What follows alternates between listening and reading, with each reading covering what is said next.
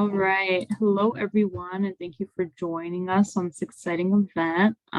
Today we have a very special guest, Leo Rostamian, who is a third-year podiatric medical student at Western University of Health Sciences. He's going to be discussing his experiences kind of leading up to applying to podiatry school, as well as his experiences now as a student. If you guys have any questions during the talk, feel free to use the chat feature or raise your hand.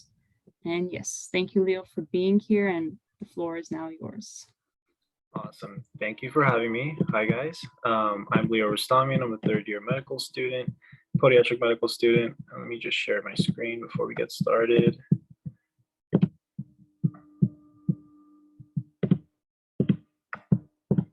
Alrighty, everyone can see this? Great. Okay, so once again, thank you, Sophia, for giving this platform. I feel like not a lot of people in college or in high school know too much about the field of podiatry, myself included when I was in your position up until my last year of college. So it's something that I personally want to give back because I've been in the situation of not knowing, and it could definitely be life-changing in terms of like your career and your options. So I want to talk about the field of podiatry today. So obviously we want to start off with what even is podiatry, right? Some people don't even know about it. Some people don't even know that it's its own schooling. So podiatrist, who obviously is a doctor of podiatric medicine, they're essentially physicians and surgeons who treat foot, ankle, and anything like lower leg related. So they can utilize x-rays, you can prescribe medications. You're basically a foot and ankle specialist. So some of the common things that we treat and take care of, you can see on this list here, the foot has 26 bones, so a lot of problems are bound to happen. We do all kinds of surgeries, including bunions. We do ankle replacements, all the foot and ankle fractures we can take care of, hammer toes, neuromas, chronic ankle ligament injuries, which are very common, Achilles tendon injuries, as well as the Achilles tendon repairs. Those are all in our scope and things that we can do as podiatric physicians. And also the diabetic foot. So we have about 34 million diabetics in America, with another 88 million pre-diabetics, which 1/4 of them are on their way to be diabetic. Now, the problem with diabetics is that they end up having reduced blood flow. As you can see on this chart, they have damaged nerves, which leads to neuropathy, so they lose sensation of their feet. Sometimes it ends up being amputated because of the lack of care that they do on their feet. So as podiatrists, this is a big part of our population in terms of treating and making sure that this patient demographic is well taken care of. They end up developing ulcers, which are essentially just open wounds. So you also kind of become like a wound expert as well. So who's a good candidate for this? Essentially anyone who's interested in sports. It's kind of like a blend, right? So you can do sports med, you can do surgery, but like I said, infectious diseases, pediatrics, it's all just one big blend all into one field. So it kind of keeps you on your toes in terms of like, you don't see the same stuff every single day, but you can also kind of have a little bit of each of these. So as far as podiatry school, there are 9 in America. As you can see on this distribution, I have on this map, we have 2 in California. So one is up north, CSPM. It's a California School of Podiatric Medicine. It's in Oakland. And the school that I currently attend is Western U, which is out in Pomona. And then the closest one would be Arizona. But as you can see, we have Des Moines, we have one in Chicago, Kent State, which is in Ohio. We have New York, Temple University, which is in Philadelphia. And on the bottom map on the southeast, you can see Barry University, which is in Miami. And 3 out of these 9 schools actually share a medical school curriculum with DO schools. So that would be Western, AZ, as well as DMU. So we all sit in the same class with the DO students. Now, for requirements, it's pretty much equivalent to MD and DO schools in terms of like your general biology, your chemistry, as well as your OChem, physics, English, and of course the MCAT. So in terms of applying, it's very similar to your traditional MD school. Obviously, it's less schools, less applicants, because again, not a lot of people are too familiar with this topic and this field, but it's very similar. And I pulled this statistic from Western University's fall of 2020 class. As you can see, the GPA and the MCAT are less competitive than your typical MD school. So as far as applicants goes, you can see that almost 400 people apply for about 30 to 50 seats, depending on what school you go to. So it's important to kind of consider that GPA and the MCAT score as something going into podiatry school. Now, the question that I always get asked is podiatry school the same as an MD-DO school? Yes and no. Yes, in the sense that our first 2 years is the preclinical years in which we're essentially taking the same exact classes. So our first year, we're learning everything from head to toe, anatomy, physiology, genetics, everything that is entailed in the MD school curriculum. We learn as well to prep us for boards, as well as become a good physician first before we become a good podiatrist. Because at the end of the day, we're physicians first, and we want to be able to know the body systemically, because a lot of these problems also have systemic effects related to kidney, related to cardiovascular effects. So it's really important to have that full head to toe knowledge. And then our third and fourth year, just like the other schools, MD and DO, we have clinical rotations. Some schools have a lot of rotations that are not non-podiatric, like Western U. I myself, in the past 6 months, I've done about 2 podiatry rotations, and the rest of them have been general surgery, plastic surgery, internal medicine. So they really make sure that you get that full scope before residency starts. And like I mentioned, residency, which is, again, similar to MD school. Right after your fourth year, you apply for residency, and it's a 3-year mandatory surgical residency in which you basically become an expert in foot and ankle. You go through thousands of cases of foot surgery, all kinds of surgery. You see in a clinical setting, you see a lot of outpatient primary care podiatry. So you essentially just become an expert in those 3 years. And then after that is when you can, some people will go off into fellowships. Some people will go, most people will end up being employed. And the versatility of podiatry is that you're not just employed in one setting. You can be employed in an ortho group. They can hire you just to do the foot and ankle surgeries. You can be hired in a private practice where you're just doing clinic all day. So you kind of have an option, and you kind of have more mixed versatility. So that's kind of why it's interesting, because you're not really going to be bored. You're always going to have some different cases to do, and you can always switch it up. And of course, I can't talk about a career without mentioning salary. So as of 2022, this is a stat I got from California salary. So as you can see, the medium kind of compares with family medicine salary. Of course, some places might pay higher, some places might pay lower, and that also is dependent on what you're going into. So some people might be in private practice and have their own clinic, and that number could be way higher than this 50% median that we see. Some people could be in mixed orthopedic groups where they're doing just foot and ankle cases all day. So that number varies, but this is usually about a good benchmark number that we typically see in California.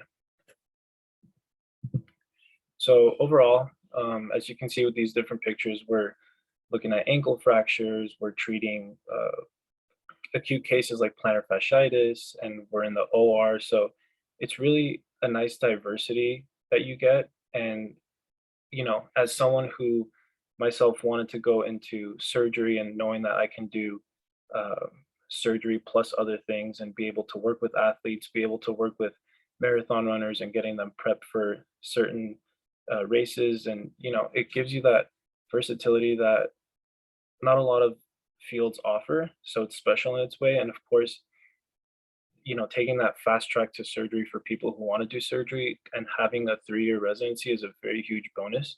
So that really drew me there. I actually had broken my foot in my last year in college, and I didn't even know about podiatry until I had to go see one. And, just kind of seeing the whole scope of what they do and being able to incorporate sports medicine and surgery with this field, it was a huge bonus for me. So I definitely don't regret it. And I'm looking forward to, becoming a resident very soon in the next year and a half. But yeah, it's overall, again, not a lot of education on it, so that's kind of why uh, I have the privilege today to speak on it and answer any questions you have. So overall, it was a short presentation, but I left my contact here in case you ever want to reach out. If you ever want to ask me any questions about applying or getting your just getting your knowledge or being able to shadow someone, I can definitely help you guide you through there. So I left my phone number, preferably if you guys text throughout the day because I'll be at the hospital. But yeah, I'll take any questions at the moment, and if not, we can definitely answer more questions through email or phone. So thank you guys.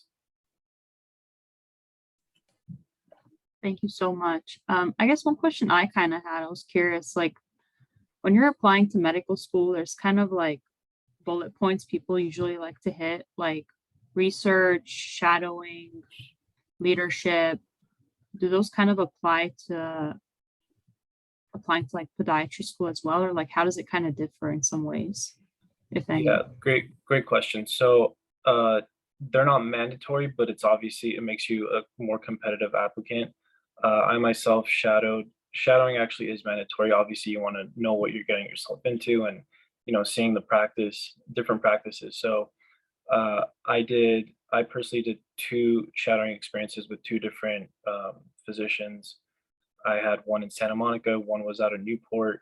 Both of them were private practice, and I was able to spend weeks with them before, I kind of realized like, hey, this is what I want to do. And then research is not mandatory, but it makes your personal statement, your application overall better because it's just something to talk about in your research. So it is similar in some sense, but I do feel that shadowing would be more beneficial.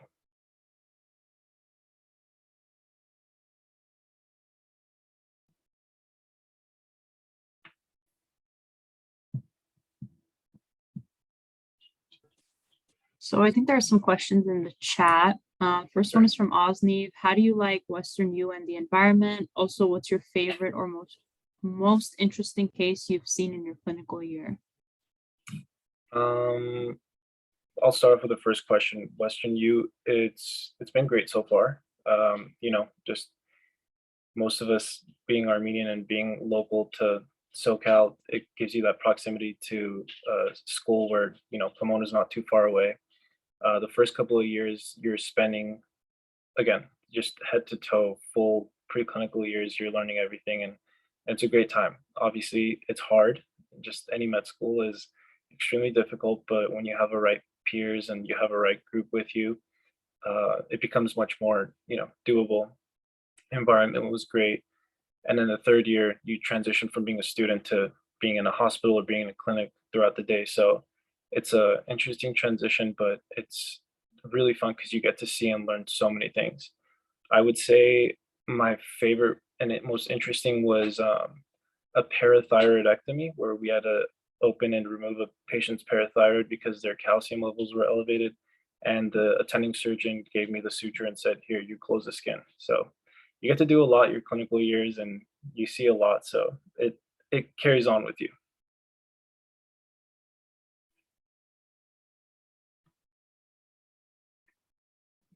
Okay, and then another question we have is from Evelyn. What are rotations like as a student? Very fun. Like I said, you get to learn a lot, you see a lot, and every month you're rotating. Every 4 weeks, you're rotating at a different site for a different um, specialty. So, for example, my track that I did, I started off with radiology. Um, I had infectious diseases, which was interesting. I saw a lot of cool cases that you only read about until you see it in person. You're like, wow, I can't believe I saw that.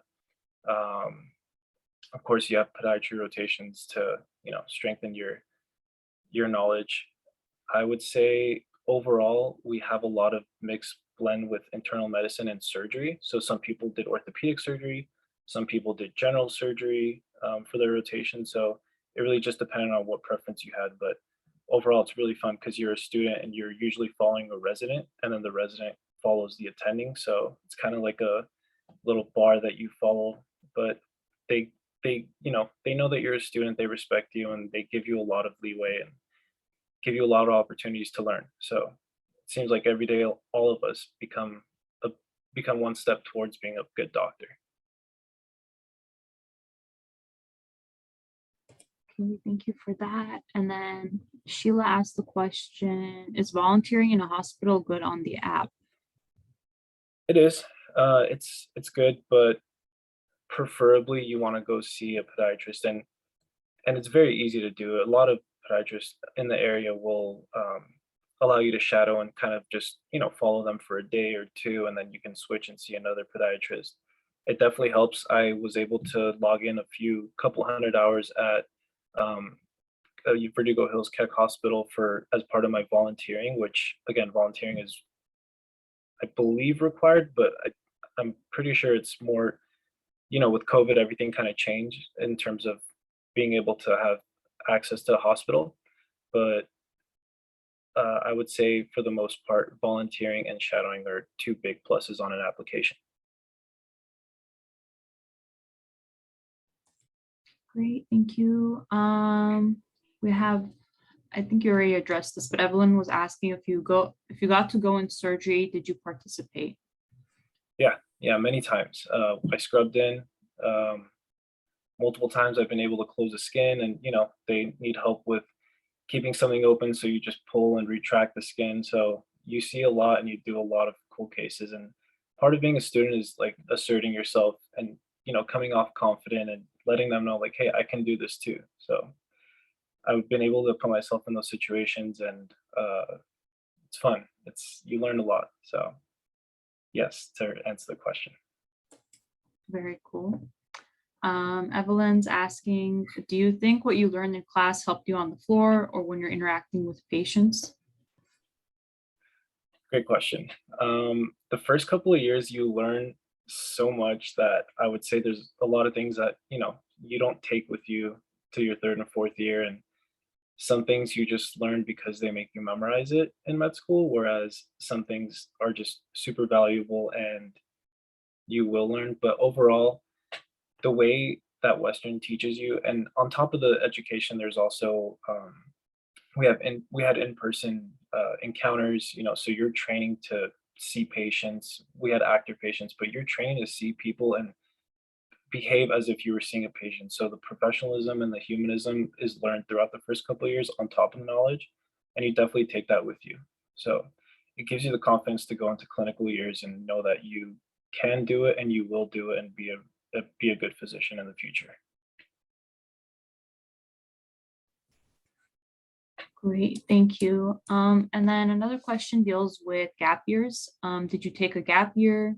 And then I can't believe there's only nine schools and 30 seats at each school. It's so competitive. So I guess what is like the gap year situation like? So I took 3 gap years. I actually took a lot. I was kind of undecided at my first year, and then at the end of my second gap year, I decided to apply. Gap years are not looked down upon. If anything, gap years really and strengthen kind of like your confidence in what you want to do. So from that aspect, I'd say I wouldn't worry about the number of gap years. Just know that each gap year you should be productive in something, whether you're working or whether you're volunteering or putting something towards an application. So gap years are great. Just strengthen the application while you're taking your gap years. And then the second question was about, sorry, can you repeat that again, about nine schools? She was saying that I can't believe there are only 9 schools and 30 seats at each school. It must be it's so competitive. So is that like something you've noticed? Like just it's very competitive? Yes and no. No, in the sense that as you saw the numbers, like it's not, you don't need a 520 to get in, a 520 MCAT score to get in. But with that said, some geographically, some schools are more competitive because people want to go there. So Western U, I'd say, is on the more competitive edge. Some schools, though, do accept more than 30. So I should have clarified that there are schools that accept 80 to 90. So I believe there's about 600 a year that get accepted. So it sounds like a little, but at the end of the day, it's a really small amount when you compare it to MD schools and DO schools. So I think in the next 4 or 5 years, those numbers will change a lot. But in the meantime, it's kind of like the hidden secret of medicine that we call it. So the numbers are kind of low and will stay low for a bit. So it's um it's competitive, but at the end of the day, depending on what stats you have and what kind of what kind of research and volunteering you do, it's very doable. Cool. And then a question I kind of had is like, what is the residency application process like for you guys? Because I'm pretty sure, like I think as far as I've heard, like for medical students, it can get pretty competitive, especially if like where they want to go to is like a lot of people are applying there. I wanted to see like what it's like for you guys. Yeah, very similar. I, I I didn't include a lot of things that are similar, so I apologize. I should have clarified on that, but very similar to that regard in terms of there are residency spots, and obviously each residency has limited number of spots. So, for example, some might take two, some might take three. So our fourth year, which for some schools depends, you might start in April, you might start in May of your third year. You're doing basically like an audition rotation for residencies for 1 month at a time, and these residency programs get to know you for 4 weeks, right?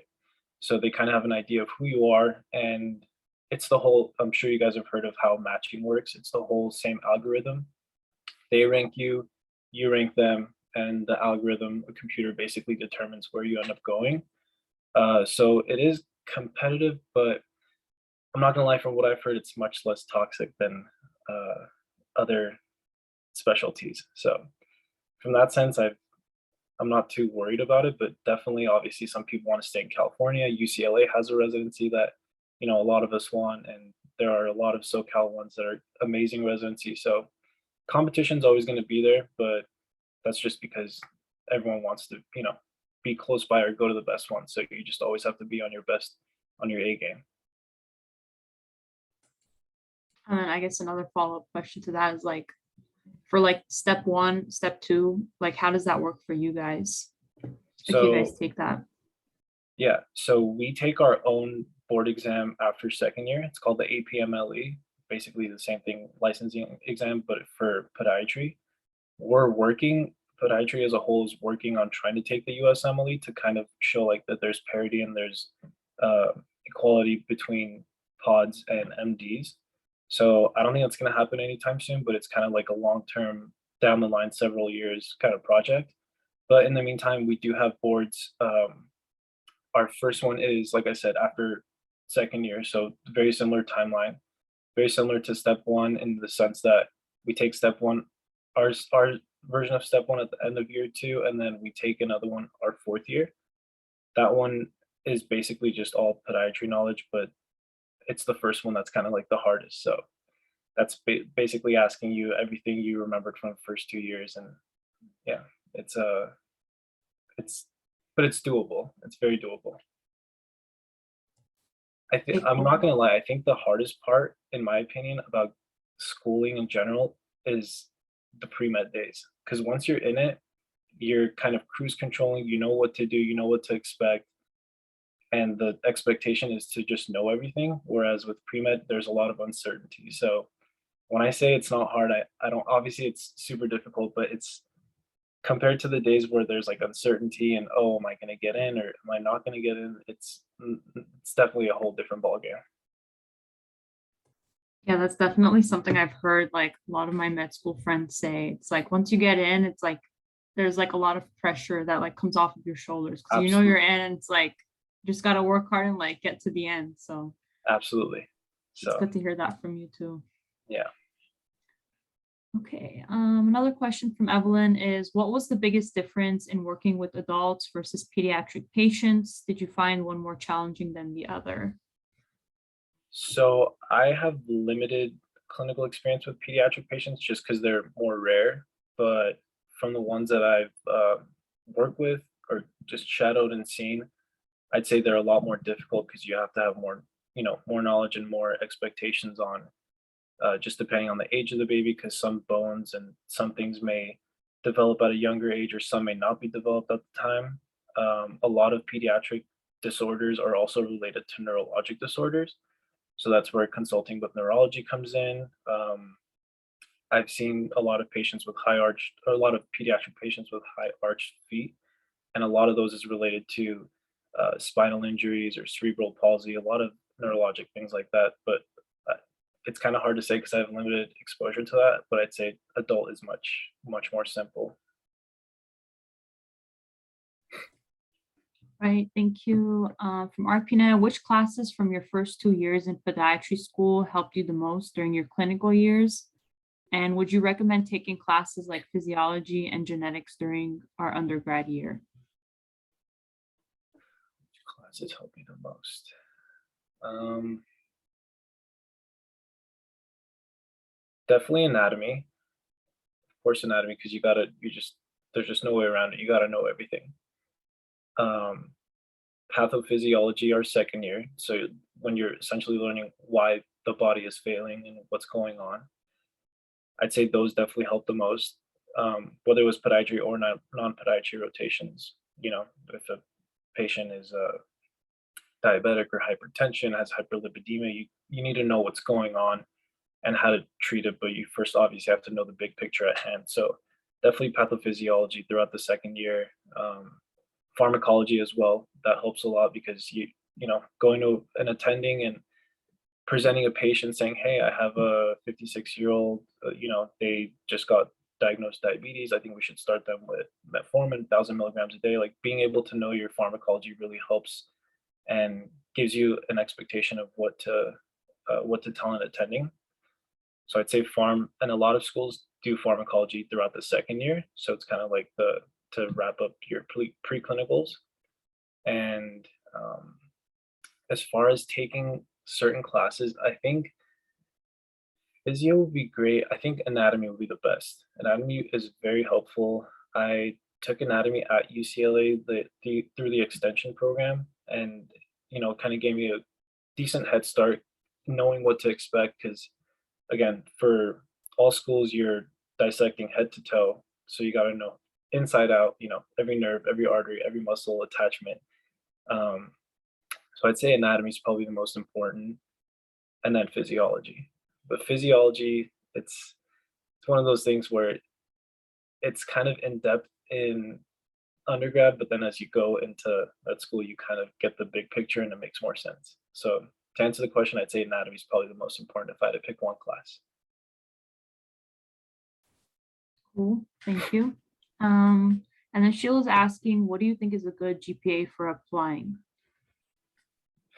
Um, Obviously, the higher the better. Horrible answer, I know. I would say anything above 3.4, 3.5, especially if you want to stay in California, will give you a really good shot. So I myself did not have the strongest GPA. I think I had a 3.35. Um, and I was able to get interviews throughout all the schools except for Arizona. But I would say if you can keep up a 3.35 and if you have a positive trend, at least in the last few years of undergrad, to kind of show that you're working your way upwards, or be able to explain any bad grades in your transcript, um, that definitely helps. But definitely at least a 3.4. And obviously, if you can, over a 500 on the MCAT. And I had another question dealing with the MCAT. Is the MCAT mandatory for podiatry school or is it like optional? Someone told me it's optional, but like I wasn't sure if that I was accurate think, or not. yeah, I think it was waived for one of the COVID years. I'm not too sure which Okay. year it was, but as far as I know now, it is mandatory, and it's always been mandatory outside of the COVID years. So Okay. And kind of like what were some steps you took to prepare for the MCAT? Because everyone kind of has like their own personal way of like studying for it. I kind of wanted to see like what steps you took to prepare. sure. I took a Kaplan course, which kind of helped. It was an in-person course at the time, and they kind of run through the whole entire set with you and teach you how to take a test, teach you how to approach a question. I think my biggest thing was practice questions. So every single time I got a practice question, and I did practice questions, I would see why I got it wrong. Even if I got it right, I would see why I got it right, why the other choices weren't right. And if you do that time and time over again, you're bound to understand the big picture. So I would say practice questions. If you can buy as many sets as you can, focus on that. Some sections are just straight memorization. So, psych and soc, that is just everyone should be able to do well on that. Cars itself doesn't require studying, but just practice. So it really just comes down to hammering down why you didn't get it, or if you got it, why the other choices weren't the answer. So practice questions are golden. Okay, cool. Yeah, honestly, like from everyone else I talk to, it's always just like practice questions. Doesn't matter like how many times you read the book. If you don't know how to like tackle the Absolutely. questions, it's a problem. Yep. Okay, and then everyone's asking, you mentioned diabetes being the most common, diabetics being the most common population podiatrists work with. Has this been true during your rotations? Yes. In my two podiatry rotations so far, I would say about 60% were diabetic. And, they come in for all kinds of things. Diabetics have increased plantar pressure, so like more pressure on the bottom of their feet. So they're more prone to cracks and more prone to having open wounds, which again, you become a master of, and you got to take care of a wound. It's not just going to close overnight. So routine follow-ups, yearly or 6 month checkups with any diabetic usually has like a every 6 month checkup with a podiatrist. So you always want to see their blood glucose levels, their A1C levels. Um, a lot of them just end up, sorry, some of them end up having their foot amputated because the nerves all just essentially die. So they're a good portion of it, and just knowing that the projection of diabetes is getting worse in America. Like I said, 34 million right now, about 88 million pre-diabetic, and a quarter of them are supposed to be end up being diabetic. So we're expecting about 50 million diabetics in the next 10 years. So it is definitely a huge population. Yes, it is gross sometimes. Right, thanks. And then Arpina is asking, how long did you prepare for the MCAT? I took it multiple times, but each time I studied, it was a total of 3 months. I didn't do it right. I was working and trying to pull off working full time and studying for the MCAT. But if you're able to spend more than 8 hours a day on it, just shut everything down and hammer it down in 2, 3 months, and you should be good. Again, practice question is everything. So it also just depends. Some people wait until they graduate. Some people are try to do it between summers. It's really tough, and if you have the time management, I'd say go for it. But if you obviously you're able to take diagnostic and practice tests and know where you stand, that's the most important thing, because you don't want to take a test where you think you're going to get a certain score, but your practice scores say otherwise. So definitely a few months, in my opinion. Right. I don't see any other questions in here. Does anyone have any other questions? You guys can use the hand feature as well. Yeah, and you guys could screenshot or save my email and number if you guys ever have any other questions. I'm definitely happy to help you guys. I have a quick question. Sure. It's kind of random, but okay, so I've always heard the term gout, and I know a lot of like relatives and friends that have this, and I'm always curious to what it is. Do you mind explaining what that is? Because it's a pretty common condition. It is. It is. It's essentially like a red hot swollen joint. Usually happens with the big toe. I'm not sure if you know where it happened with your relatives. It's kind of hard to explain because it's there's different pathologies behind it, but again, that's something a podiatrist sees, and as far as taking care of it, some people will say just keep the foot elevated. Some people will put you on certain medications like NSAIDs, Tylenol, colchicine. Um, it really also just depends systemically what this patient is in terms of, do they have other comorbidities? Can we afford to give them medication, depending on if they have a good kidney function, if their liver is fine, because all that stuff, again, like I said, you got to know the whole systemic effects before you talk about Tylenol or Advil, stuff like that. So red hot swollen joint, not good. Um, a lot of it happens because, so I'm not sure if this is 100% true, but a lot of people under 30, gout, the main cause of gout is eating red meat. So something to consider. That makes sense. Yeah, I feel like those who do have it that I know of, they're big red meat eaters, so I can see the correlation there. Thank you. Of course. Osni, if you want to go next. Yeah, my question was long, so I just deleted it and I'm gonna ask. So I have multiple gap years as well, so I applaud you for that. And I was wondering, especially if you're a non-traditional student with gap years, how do you tackle the question that every specialty asks, like why podiatry over medicine or dentistry? Like all of the schools ask that and they make you compare. And if you have gap years, like how do you go about that? Well, that's where you take it to your advantage, right? So a gap year, rather than seeing it as a negative, you got to see it as a positive. It gives you more time to reflect, more time to see other specialties, more time to shadow. So you're just essentially building up more and more confidence in your gap years by knowing what you want to do. And again, like I said before, be productive in your gap years. Don't just have a gap year and kind of just hang out and do nothing. You want to strengthen your time, and you want to explain to interviewers what you were doing in your gap years to better prep you to get into school or to better prep your application. So again, it sounds like you've had multiple gap years, but at the end of the day, it's about maximizing your gap years. So it's if it's something that you get asked on, I definitely turn it around in terms of making it sound like a good thing that you took gap years to reflect and strengthen and kind of just like know that knowledge of what you want to do.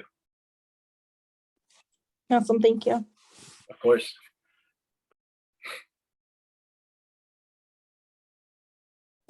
All right.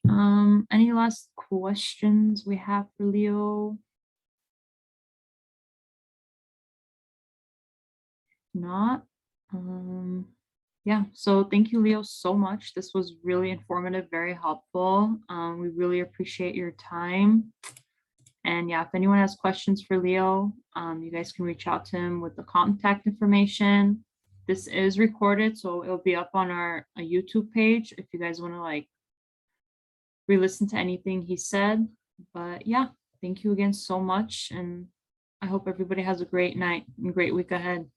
Awesome. Thank you, Sophia, for coordinating, and I appreciate all of you guys for your time. And just reach out whenever you need to. Thank you.